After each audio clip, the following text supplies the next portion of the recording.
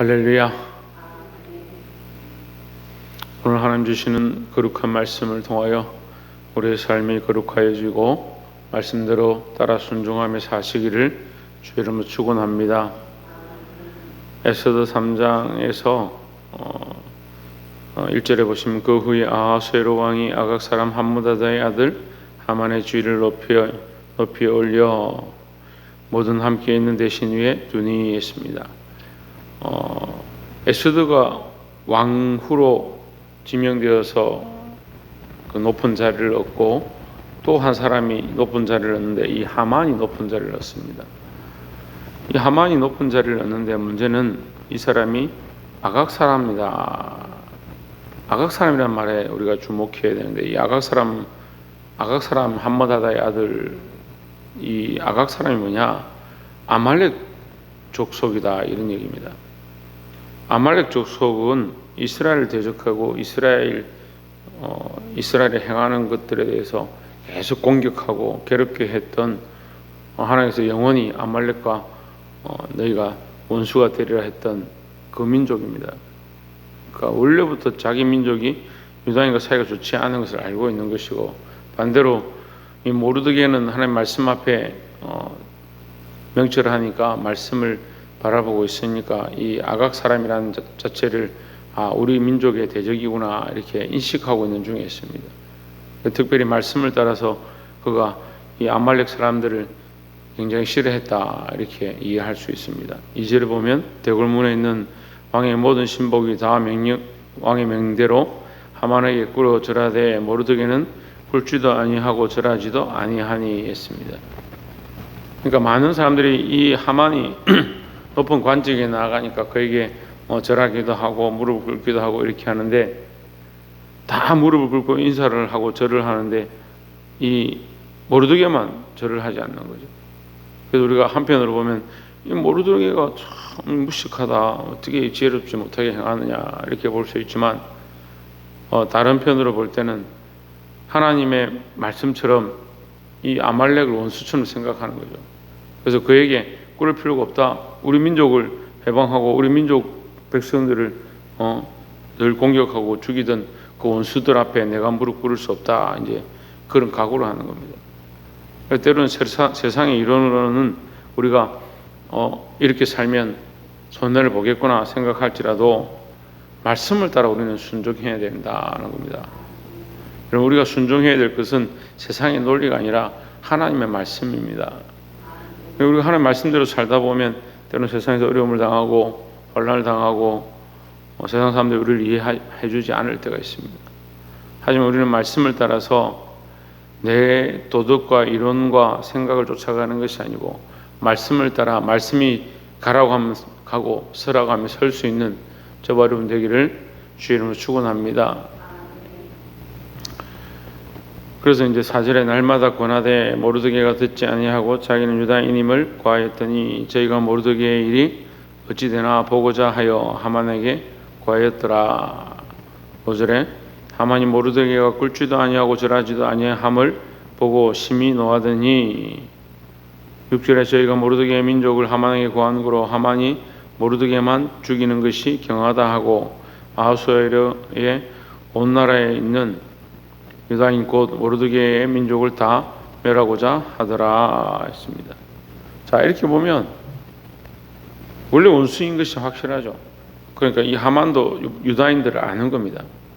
유다인들은 알고 있으니까 어떻게 하느냐? 모르드게만 죽이는 것이 가지 않다.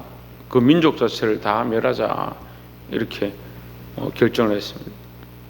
그래서 그가 하나님 아하수에로 왕 앞에 9절에 보면 왕이 옳게 여기시거든 조서를 내려 저희를 진멸하소서 했습니다.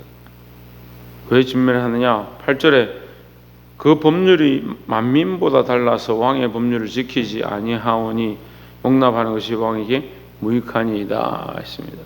거짓말이죠. 자기 법을 안 지키고 자기한테 무릎을 안 꿇는 것이지 왕의 법을 안 지키고 왕에게 손해를 끼치는 민족이 아닌 거죠. 근데 이 하만은 거짓으로 말하는 겁니다. 왕의 법을 안 지키고 왕의 나라를 어지럽힌다 이렇게 거짓으로 말합니다. 9절에 왕이 옳게 여기시거든 젖을 내려 저희를 진멸하소서. 내가 은 1만 달란트를 왕의 일을 맡은 자의 손에 붙여 왕의 부거에 드리리이다 했습니다. 자, 이것으로 인해서 왕이 허락하고 네가 돈을 줄 필요도 없다. 10절에 왕이 반지를 손에 빼어 유다인 대적국 아각 사람 함므다다의 아들 하만에게 주며 이르되 그 은을 내게 주고 그 백성도 그리하노니 너는 속인에 오른 대로 행하라 하더라 했습니다. 돈도 필요 없고 네가 하고 싶은 대로 해라. 그 민족도 네가 처치하고 싶으면 처치해라. 그래서 우리가 이것을 보면 참 믿는 사람들이 믿음으로 살면요 때로는 애매히 고난을 당하는 겁니다. 믿음으로 살면 애매히 고난을 당하고 믿음으로 살면 때로는 오해를 받기도 하고 어려움을 당하기도 합니다.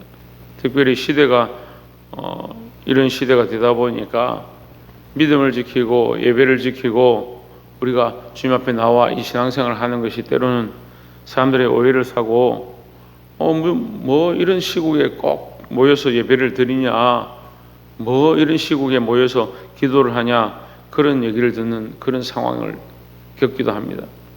하지만 우리는 믿음을 지켜야 합니다. 말씀을 따라 행하여야 합니다. 내 생각으로 내가 하고 싶은 대로 내 지혜와 내 생각을 짜지 말고 하나님 말씀대로 살아야 합니다. 제가 다른 분들 만나서 목회자들 만나서 얘기를 하면요 참 머리를 많이 굴려요. 내가 이렇게 상황이 이러니까 이렇게 해서 이런 상황을 모면해야 되고 머리를 왜 굴리냐. 물론 지혜가 필요하고 하나님 말씀대로 순종하려고 말씀을 따라가는데 더 지혜롭게 하는 것은 이해가 됩니다.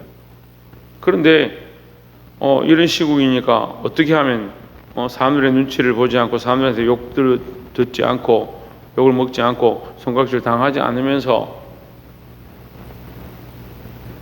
그렇게 생각을 하니까 예배를 지킬 수가 없는 거예요. 그렇게 생각하니까 말씀을 지킬 수가 없는 거예요. 제가 잘 하는 말씀 있죠. 11조를 이 시대에 왜 드리냐, 꼭 드려야 하냐, 성경에 11조 드리라 있냐 없냐, 신약에 11조 드리라고 하는 말씀이 있냐 없냐, 이렇게 따지는 분들이 있습니다. 묻는 분들이 있습니다. 그럼 제가 대답하죠. 첫 번째, 항상 말하는 게 있습니다. 너는 드리고 싶어서 나에게 묻냐, 드리기 싫어서 묻냐. 그런 지혜를 짜려고 하는 거예요. 지혜를 짜고 머리를 쓰고 방법을 동원하는 건 좋습니다. 그러면 예배를 드리려고 말씀을 순종하려고 그 머리를 짜고 그 지혜를 내느냐. 여러분 지혜를 어디 쓰느냐. 자기 지식을 어디 쓰느냐. 자기 방법을 어디 쓰느냐. 말씀을 따르기 위해서 하느냐. 아니면 사람의 눈치를 보고 사람들이 욕하지 않고 손가락질 하지 않도록 사람들이 원하는 방법을 어떻게 하면 잘 피해갈까를 위해서 지혜를 쓰고 머리를 짜느냐.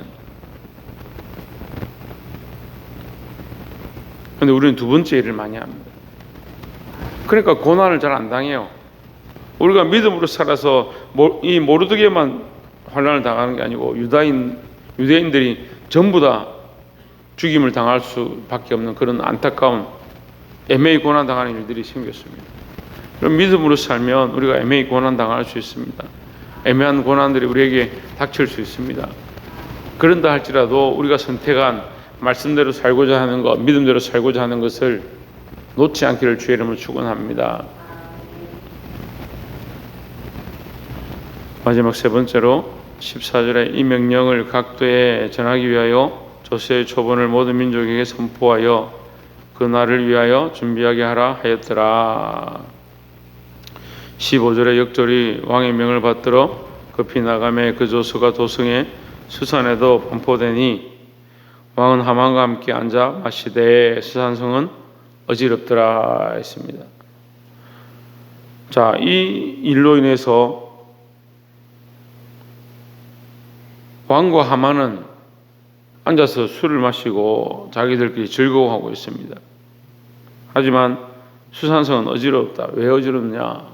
같이 멀쩡히 있던 같은 사람들을 거기서 곤란해가 유다인들을 곤란해서 죽여라 하니까 하루아침에 죽여라 하니까 이게 성이 소동하고 시끄럽죠. 때로는 세상은 즐거워하고 교회는 고통을 당하는 그런 일들이 생길 수 있습니다. 우리가 때로는 세상에서 믿음을 지키면 사람들이 손가락질하고 우리는 어려움을 당하는 일들이 있습니다. 방금 나눈 말씀처럼 애매히 고난 당하는 일들이 있습니다. 하지만 우리는 사람을 기쁘게 하는 게 아니고, 여러분 철저하게 우리의 생각 속에 이것을 심어야 하는데, 사람을 기쁘게 하는 게 아니라 하나님을 기쁘시게 하는 신앙을 가져야 합니다. 교회 안에도 똑같은 신앙생활을 하고 똑같은 직분을 맡아 있는데 사람을 기쁘게 하는 사람들이 있습니다. 사람을 기쁘게 하고 사람들을 기쁘게 하고 사람들을 눈에 어떻게 볼 것이냐, 그 관점을 가진 사람들이 있습니다. 물론 사람들에게 안 보일 수는 없죠. 하지만 이것이 주냐는 거예요. 하나님을 기쁘시게 하는 것이 주냐, 하나님을 기쁘시게 하고자 내가 이 일을 하고 있느냐, 늘 이것을 고민해야 합니다.